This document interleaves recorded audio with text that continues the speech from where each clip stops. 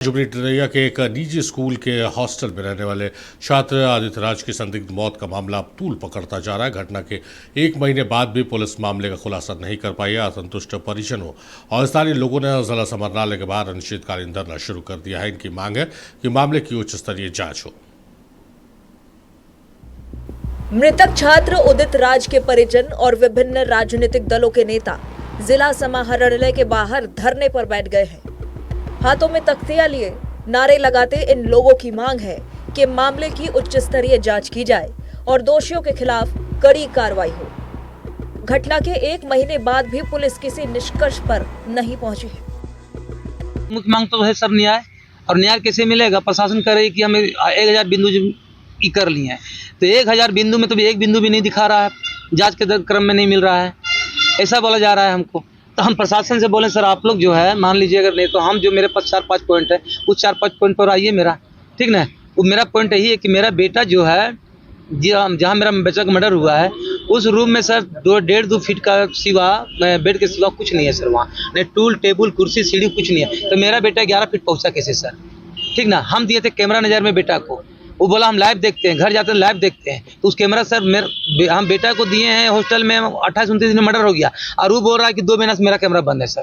छेड़छाड़ हुआ है, जिस रूम में मेरा बेटा रह रहा था उसको कैमरा को दिशाहीन कर दिया गया सर। घटना हुए 23-24 दिन हो गया उस समय, और आप अभी तक उद्भेदन नहीं कर पाए। आखिर पुलिस क्या कर रही है? आरक्षी अधीक्षक महोदय ने कहा कि जांच चल रही है। हम लोगों ने कहा कि भाई 8 दिन के अंदर यदि आप अभियुक्त को नहीं गिरफ्तार करते हैं, प्रेस कॉन्फ्रेंस करके मीडिया को, आम जनता को, कोडरमा वासियों को, सबको नहीं बताते हैं कि आखिर हत्यारा कौन है, तब हम लोग उसके बाद 8वां दिन के बाद अनिश्चितकालीन धरना पर बैठेंगे। उसी कड़ी में आज उदित राज के परिवार को इंसाफ दिलाने के लिए आज हम लोग धरना पर यहाँ एसपी साहब के ऑफिस के सामने बैठे हुए हैं। बता दें कि 3 मई को हॉस्टल के कमरे में उदित राज का शव मिला था। शुरुआती जांच में फांसी लगाने के संकेत के साथ शरीर के कई हिस्सों पर चोट के निशान भी पाए गए थे।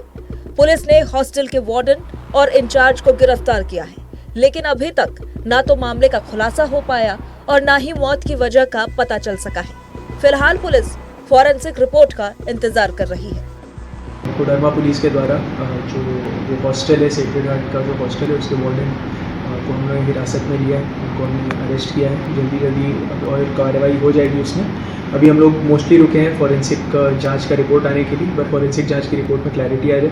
उसके अलावा जो पोस्टमार्टम है उसमें भी हमने डॉक्टर से 3 इंपॉर्टेंट क्वेश्चन पूछे, उनका भी जवाब हमें एक बार अच्छे से मिल जाएगा, तो हमारे पास और साइंटिफिक एविडेंस आ जाएगा, सीन रिक्रिएशन हो जाएगा, सब कुछ हो जाएगा। तो उसके बाद हम लोग चार्जेस को बेटर फ्रेम कर पाएंगे, और यदि इसमें और कोई भी दोषी होगा तो उस पर भी सख्त कार्रवाई कर दी जाएगी। स्थानीय लोगों के साथ ही जनप्रतिनिधियों ने भी पुलिस की कार्यशैली पर सवाल उठाए हैं। स्थानीय विधायक ने इस घटना पर चिंता जाहिर करते हुए कहा है कि पूरे मामले की निष्पक्ष जांच होनी चाहिए।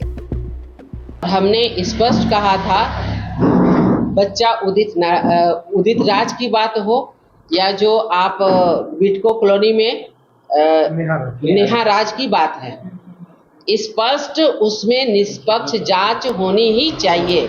क्योंकि जिस प्रकार का पोस्टमार्टम रिपोर्ट, वो तो सबके पास होगा पोस्टमार्टम रिपोर्ट, उसमें जो दिखा रहा है किस प्रकार के घृणित कार्य हुए हैं, जिस प्रकार के दर्दनाक उसमें कार्य हुआ है, उसके अनुसार हर हाल में पुलिस प्रशासन को उसमें विचार करना है, निष्पक्ष जांच करनी चाहिए, और जो भी दोषी है उनको कठोर से कठोर कार्रवाई उनके ऊपर होनी ही चाहिए। फिलहाल उदित राज के परिजन न्याय की मांग को लेकर अनिश्चितकालीन धरने पर डटे हुए हैं। अब देखना है कि पुलिस की जांच कब तक पूरी होती है और पीड़ित पक्ष को कितनी जल्दी न्याय मिलता है।